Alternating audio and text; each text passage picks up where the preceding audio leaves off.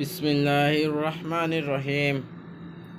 সকল প্রবাসী ভাইদেরকে আমার সালাম, আসসালামু আলাইকুম। আজকে শুক্রবার, পবিত্র জুমার দিন। তো শুক্রবার উপলক্ষে প্রথমে শশা নিছি, 2টা কাঁচামরিচ নিছি, একটা কমলা লেবু নিছি, চাউল, আর এই যে এটা হচ্ছে ওটের গোস্ত আনছিলাম।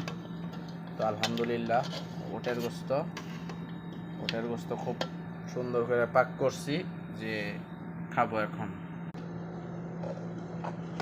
বিসমিল্লাহির রহমানির রহিম। আল্লাহ ভরসা।